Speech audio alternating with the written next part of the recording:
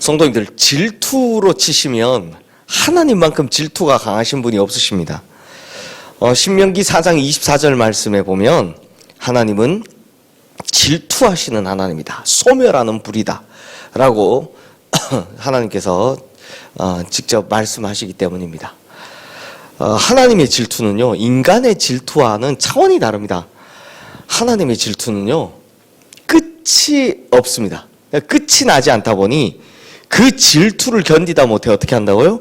다 소멸하는 불과 같은 진노를 불러일으키는 무서운 질투다라는 겁니다. 그러므로 우리가 진심으로 하나님의 자녀가 되기로 결단하고 또 마음으로 믿고 또 입으로 주님을 시인했다면 마음이 더 이상 나누어지지 않고 오직 하나님 한 분만 사랑하고 하나님만 예배하고 우리의 인생도 하나님 한 분으로 방향이 지어져야만 그때 하나님께서는 우리 인생을 통해 영광 받으시고 또 우리의 삶도 행복하게 된다라는 거죠. 하나님 더 이상 질투하지 않으시고 사랑하신다는 겁니다. 그런데 이게 하나님의 질투를 일으키는 주로 이 양다리 걸치는 사람들을 보면 참 신기하게도 능력 없는 사람이 아니라 탁월한 사람들이나 능력 있는 사람들이 이런 걸 잘 일으킵니다. 사실 한 가지 일에도 집중하기 버거운 사람들은 감히 양다리 생각도 못합니다. 내 능력 밖의 일을 생각하는 것이 어렵기 때문입니다. 근데 이게 탁월한 사람들이 문제가 되는 겁니다. 근데 성도님들, 솔로몬은 탁월한 사람입니까? 아니면 일반적인 사람입니까? 굉장히 탁월한 사람이죠. 지혜나 능력으로는 이 같은 이가 없을 정도로 모든 부분에서 출중한 사람입니다. 사실 역사상 제 역사의 전체를 봐도요, 따라갈 사람이 없을 정도로 그 능력이 탁월한 사람이었습니다. 근데 솔로몬이 너무 완벽한 나머지 이 하나님께도 양다리 걸치기를 하는 걸 볼 수 있습니다. 우리 11절 말씀 함께 읽겠습니다. 솔로몬이 바로의 딸을 데리고 다윗성에서부터 그를 위하여 건축한 왕궁에 이르러 이르되 내 아내가 이스라엘 왕 다윗의 왕궁에 살지 못하리니 이는 여호와의 궤가 이른 곳은 다 거룩함이라 하였더라. 자, 성도님들, 솔로몬이 왕이 되고 나서 이 역대기에 보면 가장 먼저 한 게 이제 성전 건축 마무리한 거였죠. 그리고 그 앞에서 1,000번제 다 드렸고요. 그 다음 행한 것이 뭐냐? 바로의 딸을 아내로 맞아들이는 것이었습니다. 이게 열왕기랑은 약간 순서가 좀 다르긴 하지만 역대기는 이렇습니다. 바로의 딸을 아내로 맞아들인 이유 분명하죠. 정략 결혼이었습니다. 가장 강력한 이집트를 자기 뒷배에 딱 두겠다라는 겁니다. 그 덕분에 그때부터는 이집트와는 더 이상 전쟁이 없습니다. 화친 관계로 완전히 돌아서게 되지만 이 바로의 딸을 아내로 맞이한 만큼의 대가는 치러야 했습니다. 바로의 딸이니만큼 잘해줘야 됩니까? 못해줘야 됩니까? 잘해줘야 되죠. 엄청 잘해줘야 되지 않겠습니까? 그래서 그 일 중에 하나가 뭐냐? 그녀를 위해서 왕궁을 따로 하나 건축해주는 거였습니다. 왕궁 건축의 명분은 이 여인이 이방 여인이라는 겁니다.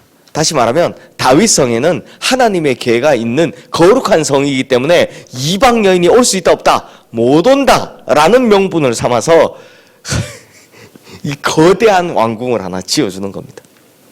하지만 성도님들, 바로의 딸이요, 예루살렘 성이 아닌 이 따로 새로 만든 궁전에 살면서 했던 일을 한번 상상해 보십시오. 뭘 했겠습니까?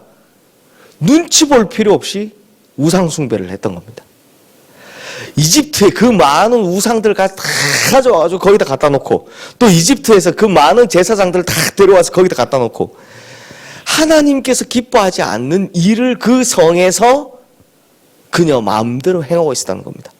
훗날 솔로몬이 타락한 이후에는 아예 대놓고 하나님이 아닌 이집트의 신을 섬기는 악행을 보여주고 있습니다.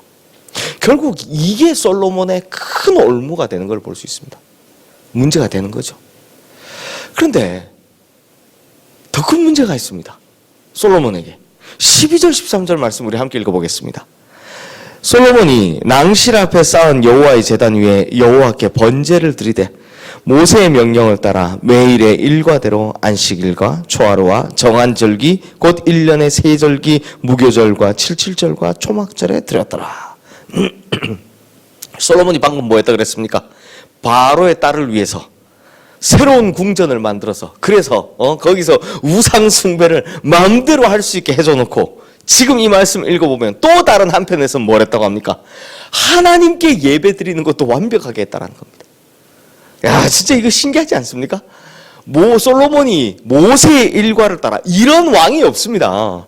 모세의 일과를 따라 매일의 번제와 1년에 3번 드리는 모든 절기와 성경 율법에 기록된 모든 예배를 하나도 빠뜨리지 않고 완벽하게 드렸다는 겁니다. 뭡니까? 양다리죠. 한쪽에서는 완벽한 우상 숭배가, 한쪽에서는 완벽한 하나님에 대한 예배가 동시에 이루어지고 있는 겁니다. 그런데 이 솔로몬이 이 완전한 양다리를 전혀 문제 삼지 않고 하나님께 예배도 드리고 우상 숭배도 하는 그런 사람이 되어버렸다는 겁니다. 이게 무서운 일입니다, 성도님들. 이게 무서운 겁니다. 성도님들, 사람의 일에 있어서는 이것도 하고 저것도 하고 할 수 있죠. 그게 능력이니까요. 그런데 영적인 일에 있어서는 마음이 나눠지는 건 큰 문제입니다. 하나님은 무슨 하나님이시다? 제가 처음에 질투하시는 하나님이시다. 그래서 하나님은요, 우리의 온전한 마음을 받기 원하시지 나누어진 마음을 부분적으로 받는 걸 원하지 않으십니다. 그런 하나님이 아니십니다. 결국 솔로몬의 말년에 이 양다리 문제 때문에 비참한 말년을 맞이하게 되는 겁니다. 그렇다면 성도님들, 우리는 어떻습니까? 우리 성도님들은 어떤 마음으로 예배에 나오십니까? 성전에서 드리는 예배뿐만 아니라 우리가 살아가는 모든 발걸음, 삶의 현장 어떻습니까? 우리 성도님들 하나님 앞에 설 때 제발 나뉘어진 마음으로 서지 않으시기를, 온전한 마음으로 서시기를 주님의 이름으로 축원합니다. 하나님은 사람이 아니셔서요, 우리의 심령과 마음 그 깊은 곳, 생각까지 다 감찰하시는 분이십니다. 사람은요, 속마음은 모르고 겉모습만 볼지언정 하나님께서는요, 우리의 생각까지, 마음까지, 계획하는 것까지, 그것이 선한지 악한지, 그 동기가 뭔지 싹 다 하시는 분이십니다. 그러므로 성도님들, 절대로 이렇게 내가 세상살이에서는 이쪽에 치우쳤다가 교회 오면 하나님께 치우쳤다가, 절대 이런 나누어진 마음이 아니라 온전한 마음, 완벽하게 하나님께 향하는 순전한 마음을 가지셔서 하나님께 제발 질투가 아닌 사랑받으시는 우리 성도님들 되시기를 주님의 이름으로 축원합니다. 이 시간 오늘 주신 말씀 기억하며 우리 함께 기도하겠습니다.